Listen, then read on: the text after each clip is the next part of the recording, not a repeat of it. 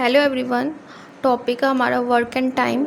हमने इस टॉपिक में एमडीएच वाला फार्मूला किया था। हमने पहले वही फार्मूला करना और उस पर जो क्वेश्चंस हैं वो करेंगे। ठीक है, तो एमडीएच वाला फार्मूला क्या है लिखते हैं। M1 D1 H1 upon W, ये किसके इक्वल होता है? M2 D2 H2 upon W2। यहाँ W1 है। M1 D1 H1 upon W1 equals to M2 D2 H2 upon W2। ठीक है, ये होता है MDH वाला फार्मूला। अब M क्या है, D क्या है, H क्या है और W क्या है, ये हम देखते हैं। ठीक है, M का मतलब क्या होता है कि मैन हो, पर्सन हो। ठीक है, ये हो गया M। वुमेन, चिल्ड्रन ये भी हो सकता है, बट ज़्यादातर वो मैक्सिमम टाइम मैन या पर्सन ही देते हैं। ठीक है, फिर उसके बाद डी से क्या होगा? डी से होता है days.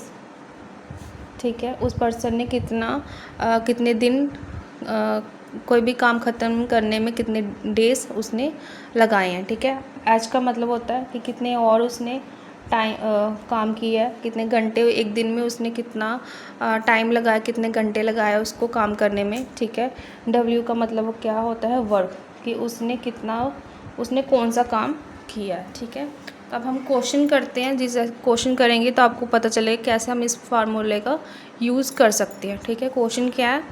If 10 man can complete a piece of work, कि कोई एक 10 मैन है, वो complete a piece of work में कि वो काम करता है, कुछ काम करता है, इतने बताया कौन सा काम कर रहा है।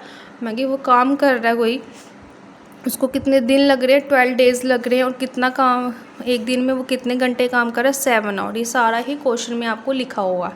ठीक है, 10 पर्सन है, 12 डेज़ वो काम करते हैं, 7 घंटे वो लगाते हैं। ठीक है, उसके बाद लिखा हुआ है then in how many days, बताओ कितने डेज़ है। मतलब हमने D2 फाइंड करना है, क्योंकि D1 तो हमें दिया हुआ है, ये हमारा D1 दिया हुआ, D2 हमने फाइंड करना है। क्वेश्चन में लिखा हुआ इन हाउ मैनी डेज़, के कितने डेज़ उसको लगेंगे कि जो 14 पर्सन है, 14 मैन है, वो भी सेम ही काम करे। जितना काम इधर 10 पर्सन ने किया था, वही जो 14 पर्सन है वो भी सेम ही काम कर रहे हैं। अगर ये एक शर्ट बना रहे हैं तो ये भी एक ही शर्ट बनाएंगे, क्योंकि सेम वर्क लिखा हुआ है। ठीक है, सेम वर्क, और कितना टाइम ले रहे हैं, ये 6 घंटे काम करते हैं। ठीक है, तो करते हम, आपको पता है कौन सा फार्मूला इससे करना हमने?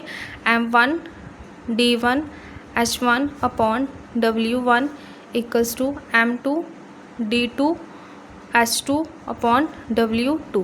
ठीक है, मैंने आपको एक चीज़ बताई थी कि जब भी हमें बोला जाए कि पीस ऑफ वर्क, मतलब कुछ काम करा है, हमें बताने कि उसने क्या काम किया। उसने शर्ट बनाई है, टॉयज़ बनाया है, क्या चीज़ उसने की है। ठीक है, हमें नहीं पता। ठीक है, लेकिन जब भी वो बोले कि complete a piece of work, और बोले कि उन्होंने सेम काम किया है दोनों ने ही, तो हम उसको वर्क को क्या लेंगे? 1। ठीक है, क्यों 1 लेंगे? क्योंकि अगर इसने एक शर्ट बनाई है तो उसने भी एक ही शर्ट बनाई, सेम वर्क बोला हुआ है। ठीक है, तो जब भी बोला जाएगा complete a piece of work, तो हम W को 1 डिनोट करेंगे। ठीक है, नहीं भी करेंगे तो चलेगा, बट कई बार इसकी ज़रूरत पड़ भी जाती, तो इसलिए हम इसको W को 1 के इक्वल रखेंगे। ठीक है, तो M कितना है हमारा? यहाँ पे मिल रहा है M कितना है हमारा? 10। ठीक है, मल्टीप्लाई, जब भी बीच में कोई भी साइन प्लस माइनस का साइन ना हो, तो जो साथ साथ में वो आपस में मल्टीप्लाई होते हैं। ठीक है, फिर M1 हमारा कितना? 10 है। फिर उसके बाद D1 कितना मेरा? 12 है। ठीक है, और उसके बाद कितने घंटे उसने काम किया? 7 है, 7 और उसके बाद उन्होंने पीस ऑफ वर्क, कोई काम किया है तो उसको हमने 1 के इक्वल रखा। ठीक है, इक्वल्स टू M2 कितना है? M2 हमारा यहाँ पे लिखा है 14। ठीक है, D2 हमें फाइंड करना है, क्योंकि उन्होंने खुद बोला है कि then in how many days, कि कितना डे लगेंगे जो 14 पर्सन है वो अपने काम को ख़त्म करने में। काम दोनों ने ही सेम ही किया है। ठीक है, कितने और काम किया उन्होंने? 6। और W2 हमने सेम वर्क लिया, क्योंकि यहाँ पर मेंशन किया हुआ कि उन्होंने सेम काम किया, सेम वर्क। ठीक है, अगर इसने complete a piece of work किया तो उसने भी वही काम सेम किया है। ठीक है, तो 1 and 1 मैंने आप, एक होता है कि 1 इक्वल्स टू 1, ठीक है। यहाँ भी सेम चीज़ है, यहाँ भी सेम चीज़ है, तो ये आपस में कैंसिल आउट हो जाती है, इसलिए 1 लेते हैं, ठीक है। क्योंकि ये दोनों आपस में कैंसिल होके तो हमें यही चीज़ मिलेगी। तो 1 लेने से या नया लेने से कोई इतना इफ़ेक्ट नहीं पड़ता, बट कई बार हमें इसकी ज़रूरत पड़ जाती है, तो इसलिए आपको हैबिट हो कि हाँ भाई हम लेते हैं, W भूल ना जाए, तो इसलिए 1 डिनोट कर लिया करो, ठीक है। यहाँ भी 1 सेम है, यहाँ भी सेम है, और वैसे भी अगर 1 के अलावा कुछ और भी हो, जैसे 10 इधर भी है इक्वल्स टू के इधर भी 10 है, वो भी आपस में कैंसिल आउट हो जाते हैं, ठीक है। तो यहाँ 1 है, इक्वल्स टू का साइन है बीच में, तो ये भी 1 है, आपस में कैंसिल आउट हो गया। अब हमें चाहिए क्या, D2 चाहिए। जो चीज़ चाहिए वो एक तरफ रहेगी, बाकी सभी एक तरफ आ जाएगी। जैसे 10 मल्टीप्लाई 12 मल्टीप्लाई 7 है, ठीक है, ये इधर आ गया। इक्वल्स टू के जो इधर मल्टीप्लाई होता है जहाँ ऊपर होता है वो इक्वल्स टू के अगर इधर ट्रांसफ़र करें तो वो नीचे आ जाता है। जैसे इधर 14 हो गया, ये ऊपर था, ठीक है, इधर इक्वल्स टू के इधर ट्रांसफ़र हो गया तो नीचे आ गया, ठीक है। बीच में मल्टीप्लाई का साइन, ये ऊपर था, इस तरफ ट्रांसफ़र किया तो नीचे आ गया, ठीक है। मेरे पास D2 ही बचा जो मेरे को सॉल्व करना। अब ये आपस में कैंसिल आउट हो जाते हैं, जैसे 7 1 जा 7 2 जा, ये भी कैंसिल हो गया। जैसे 6 1 जा 6 2 जा, और ये 2 और ये 2 आपस में कैंसिल। तो D2 मेरा कितना आया, सिर्फ 10, ठीक है। मतलब जो हमारा D2 है वो खाएंगे 10 डेज़, ठीक है। डेज़ कैसे, क्योंकि उन्होंने डेज़ ही तो पूछा, D2 क्या डेज़ ही तो है, हम डेज़ ही तो फाइंड कर रहे हैं, ठीक है। मतलब जो 14 मैन होंगे उनको कितना टाइम लगेगा, 10 डेज़ लगेंगे, ठीक है। 14% को कितने टाइम लगे वो काम करते हुए, उनको 10 दिन में वो उस काम को ख़त्म करेंगे, ठीक है। ये वाला था क्वेश्चन हमारा, ठीक है। नेक्स्ट क्वेश्चन करते हैं हम। क्वेश्चन क्या हमारा, 20 पर्सन्स कैन मेक 15 टॉयज़, ठीक है। अब उन्होंने बताया है कि हाँ भाई उन्होंने इतना काम किया है, पहले उन्होंने नहीं बताया, उन्होंने बोल दिया कि complete a piece of work. इस बार उन्होंने मेंशन किया कि हाँ भाई उन्होंने इस बार 15 टॉयज़ बना दिए हैं, ठीक है।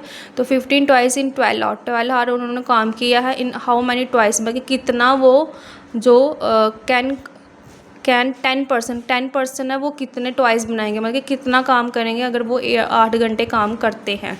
तो फार्मूला तो वही लगेगा, M1 D1 H1 upon W1 equals to M2 D2 H2 upon W2।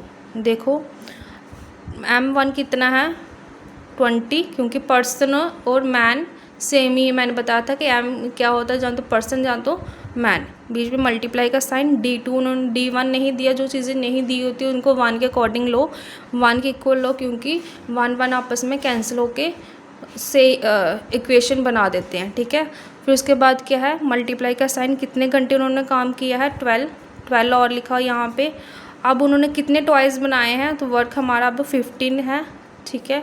Equals to M2 कितना है, यहाँ पे 10 है, 10% है, मल्टीप्लाई D2 हमें नहीं दिया, जो चीज़ नहीं दी उसको 1 के अकॉर्डिंग लो। अगर इधर 1 लिया है तो हमें इधर भी 1 ही लेना है, ऐसा नहीं कि इधर 1 तो इधर आप कुछ छोड़ लो, वैसा नहीं करेंगे। अगर इधर 1 है तो इधर भी 1 ही लेना है। मल्टीप्लाई कितने घंटे इन्होंने काम किया, 8, और वर्क हमें निकालना है, W2 इस बार हमें निकालना है, ठीक है। जो चीज़ें इधर 1 है सेम है, इधर भी सेम है, आपस में कैंसिल आउट हो जाएंगी। W1 हमारा इधर ट्रांसफ़र हो जाएगा, बाकी सारी चीज़ें हमारी इधर चले जाएंगी, क्योंकि हमें W2 निकालना, जो चीज़ निकालनी होती है वो एक तरफ रहती है। W2 मेरा इधर चला गया, क्योंकि इस तरफ नीचे था, इक्वल्स टू के इस तरफ गया तो ऊपर हो जाता है, ठीक है।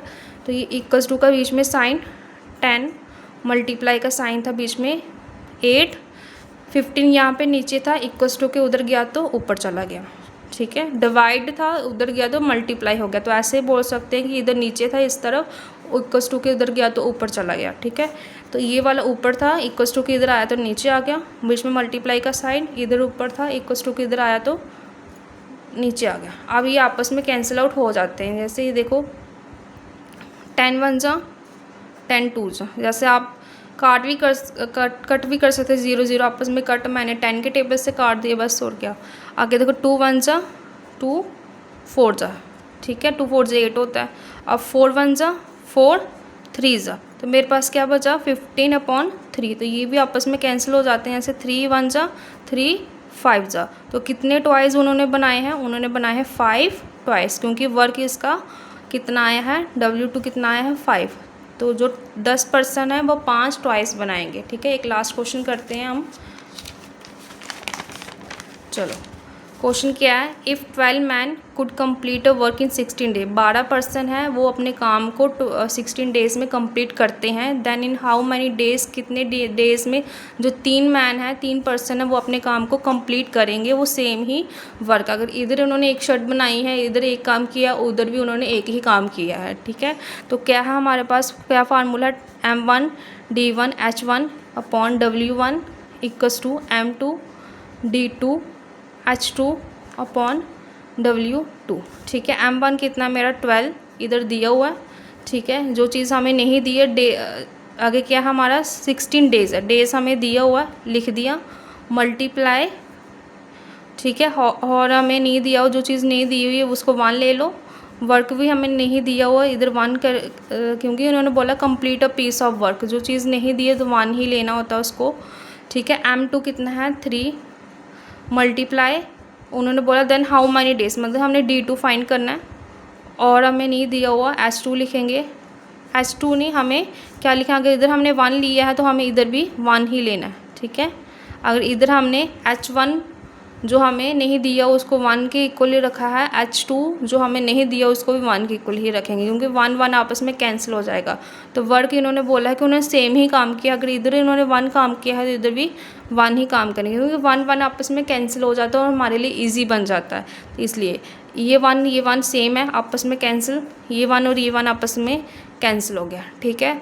अब क्या बचा मेरे पास, 12 मल्टीप्लाई 16, हमने D2 फाइंड करना है, वो एक तरफ रहेगा, ये जो 3 है इक्वल्स टू के इस तरफ मल्टीप्लाई हो रहा है, इस तरफ आएगा तो डिवाइड हो जाएगा, इस तरफ ऊपर है तो इस तरफ नीचे, आप कुछ भी करके इसको कर सकते हैं, ठीक है। अब देखो ये आपस में कैंसिल हो गया, 3 1 जा एंड 3 4 जा, मेरे पास क्या बचा 4 मल्टीप्लाई 16, D2 मेरा कितना आया 4 मल्टीप्लाई 16, सबको पता है किसके इक्वल होता है 64 को, तो जो मेरा D2 है डेज है वो 64 आएगा। अगर आपको नहीं डायरेक्ट पता चलता तो आप मल्टीप्लाई करके भी देख सकते हो, 4 6 जा कितना होता 24, 4 लिखा 2 कैरी, 4 1 जा कितना होता 4 एंड 2 कितना हो गया हमारा 6, तो 64 डेज़ उसको लगेंगे। 3, अगर 12 मैन को अगर 16 डेज़ लग रहे हैं तो जो 3 मैन हैं वो उनको तो ज़्यादा टाइम ही लगेगा, क्योंकि कम पर्सन है, इधर तो ज़्यादा थे तो उनको 16 डेज़ लगे, लेकिन 3 पर्सन हैं तो उनको तो ज़्यादा ही टाइम लगेगा, उनको कितने लगेंगे 64 डेज़ लगेंगे। तो हम MDH वाला हमने कंसेप्ट किया है, ठीक है। ये वाले क्वेश्चंस करे हैं हमने आज, ठीक है। कल हम नेक्स्ट क्वेश्चंस करेंगे, ठीक है। Thank you so much.